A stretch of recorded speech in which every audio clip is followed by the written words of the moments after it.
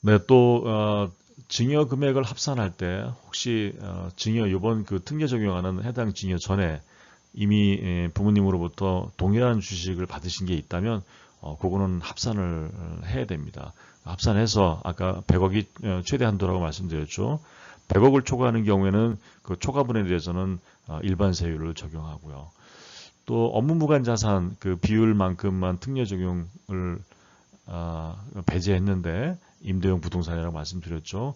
그런 것들은 임대용 부동산, 그 다음에 업무무관 자산 이거는 비율로서 아까 계산한 사례에서 봤듯이 비율만큼은 일반 세율을 적용합니다. 또 이 특례 적용 받은 경우에는 3% 신고세 공제를 받을 수 없고요. 또 연부연납도 가능합니다. 최대 5년간. 이건 상속이 아니기 때문에 거치기간은 없습니다. 만약에 연부연납을 신청하는 경우에는 거기에 걸맞는 담보물을 제공해야 되고요. 또 연부연납 받는다고 해서 이자가 없는 건 아닙니다. 그래서 2021년 현재 기준으로 하면은 연리 1.2%의 가상금 이자죠, 이자. 그러니까 좀 할부로 내는 만큼은 이자를 납부하셔야 됩니다. 네, 이 부분도 대표님들로부터 좀 질문이 많은 부분인데요. 증여세 이렇게 특례 대상으로 해서 적용을 받은 이후에 만약에 상속이 개시되는 경우 그때는 어떻게 되느냐? 그러면 그때 만약에 조건이 되면 상속공제도 받으실 수 있습니다. 이어서 대신 증여세 그 과세특례가 적용된 재산은 나중에 상속세 그 계산할 때 과세가액에 더해서 상속세를 정산하게 됩니다. 그래서 한번 증여세 냈으면 됐지 뭘 상속세에 다시 또 포함을 시키느냐 이렇게 얘기를 하시는데 좀 아쉽지만 안타깝지만 상속세 계산할 때 다시 제가 계산을 정산을 다시 합니다. 일반 재산은 보통 10년 이내 증여분만 상속세 할 때 합산해서 하지만 이 특례 받은 부분은 기간에 관계없이 전액 합산해서 정산을 다시 하게 됩니다.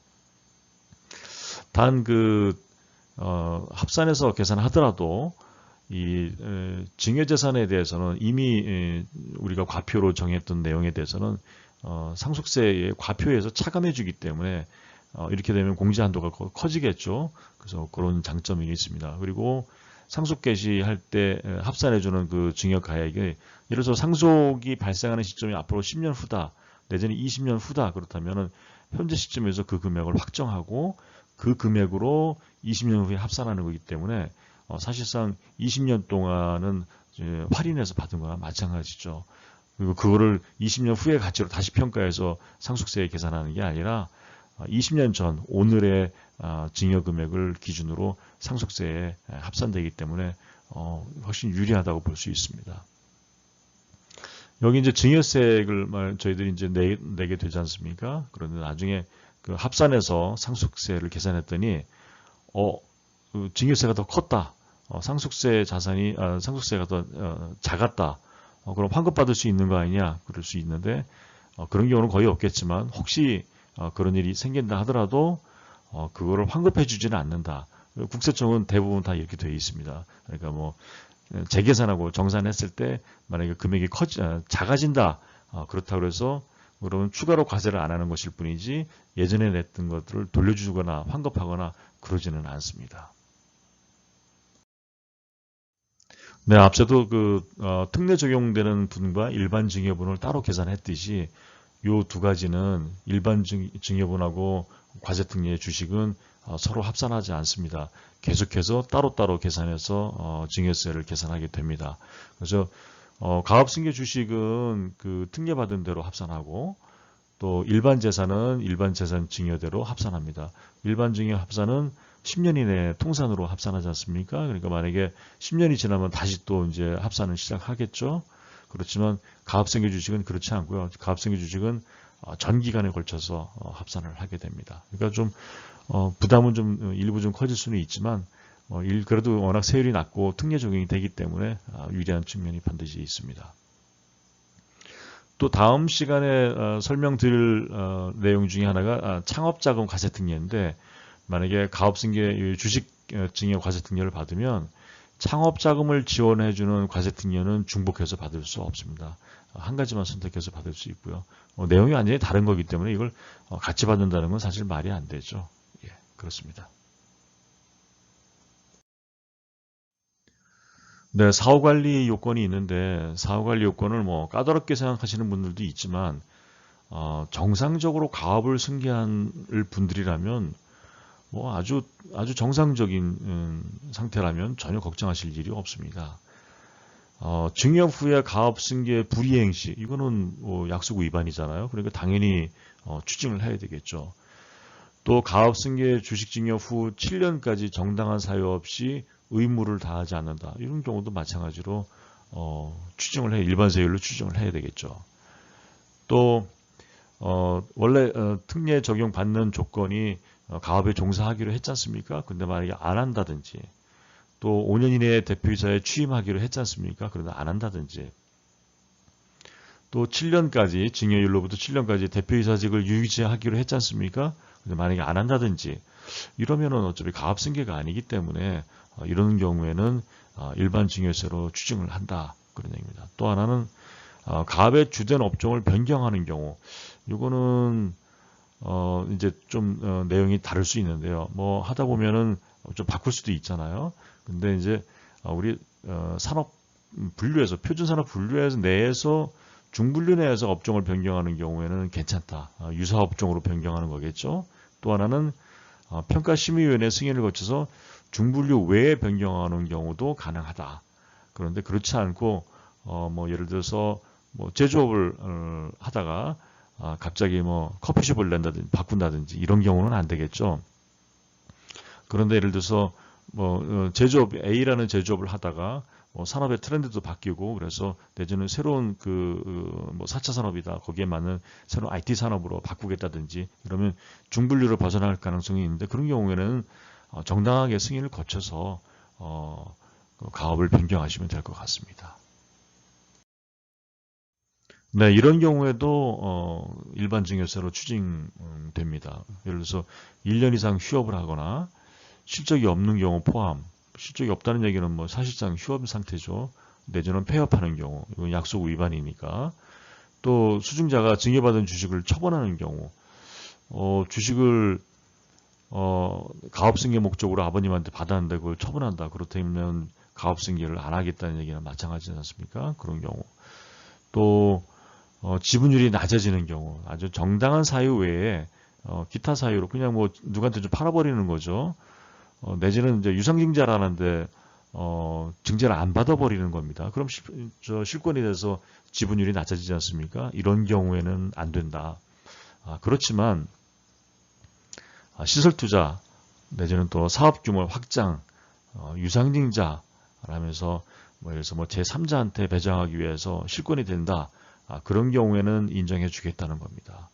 또 해당 법인의 채무가 출자전환됨에 따라서 수증자의 지분율이 낮아지는 경우 그래서 갚아야 될 빚이 있었는데 그걸 주식으로 전환을 했다.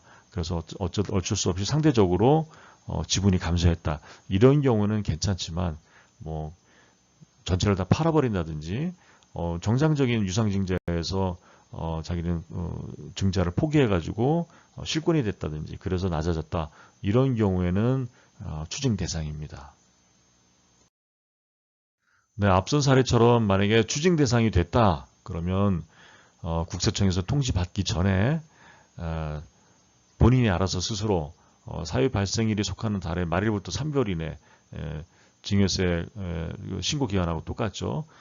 그 기간 안에 과세특례 추징 사유를 본인이 알아서 신고하시고 거기에 해당하는 증여세와 또 거기에 해당하는 그 기간만큼의 이자 상당액을 자진 납부하셔야 되는 겁니다. 이게 이제 만약에 이걸 안 했다 이러시면은 무신고 가산세 20% 또 그걸 또 지연했다 그러면 납부 지연세까지 붙어서 추징을 당해야 되고 그 방법이나 의도가 좀 나쁘다 그럼 국세청에서 부정하게 보고 40%의 가산세를 물릴 수도 있습니다. 그렇기 때문에 만약에 가업승계 특례를 피치 못할 사정으로 정말 이제 더 이상 하기 싫다든지 그래서 포기를 한다 이러면은 3개월 이내에 자진신고 다시 하셔야 됩니다. 그러나 정말 불가피하게 어쩔 수 없이 가압승계 특례를 계속 이어갈 수 없다. 이런 경우에는 정당한 사유로 봐서 그럴 때는 추징하지 않습니다. 예를 들어서 뭐 사망을 했다든지 내지는 또 주식을 국가나 지방자치단체에 증여했다든지 또 뭐 갑자기 병역 의무를 이행해야 된다든지 질병 내지는 취약상으로 가압에 직접 종사할 수 없는 부득이한 경우가 발생했을 때는 그런 경우에는 추징하지 않습니다. 네, 가압승계 주식증여 특례를 활용하기 위해서는 몇 가지 좀 세부적인 전략도 좀 필요합니다. 앞에서 보여드렸던 거는 국세청의 제도를 일반적으로 말씀드린 거고요. 그러면 수증자의 나이, 자녀분의 나이도 있고, 그다음에 자녀가 몇인지, 또 아들인지 딸인지에 따라서, 또 결혼을 했는지에 따라서, 또 업무무관 자산이 얼마나 있는지, 임대형 부동산 내지는 취득학원 부동산이 있다면 앞으로 취득은 언제 하면 좋은지, 또 그 전에 어떤 사전 조건, 사전 절차를 밟아야 되는지. 왜냐면 주식가치 조정이 필요할 수도 있지 않습니까? 또 사전 증여를 얼마나 하셨는지 이런 것에 따라서 실제로 실행을 어떻게 할지, 어떤 기간을 거쳐서 할지, 어떤 절차를 밟아서 할지, 사전 주치는 어떻게 할지, 사후 관련 이상 없는지 이런 것들을 세부적으로 세밀하게 계산해서 따져보고 전략을 수립해야 될 것입니다. 그렇지 않고 그냥 덥석했다가는 나중에 사후 관리에 애로사항이 있어서 만약에 문제가 있다 그러면 그 기간만큼의 일반 증여세에서 추징당하기 때문에 꼭 세밀하게 전략을 준비할 필요가 있겠습니다. 네, 이상으로 가압승계 주식증여 특례에 대해서 같이 공부했고요. 지금 베이비붐 세대 대표님들의 은퇴 시기가 지금 도래했기 때문에 지금 최근에 가장 활발하게 컨설팅되고 있는 분야이기도 합니다. 아직 준비가 안 되신 분들이라면 더 이상 미루지 마시고 제임스 컨설팅에 의뢰하시면 저희들이 상세하게 도와드리겠습니다. 네, 다음 시간에는 좀 더 알찬 내용으로 찾아뵙겠습니다. 감사합니다.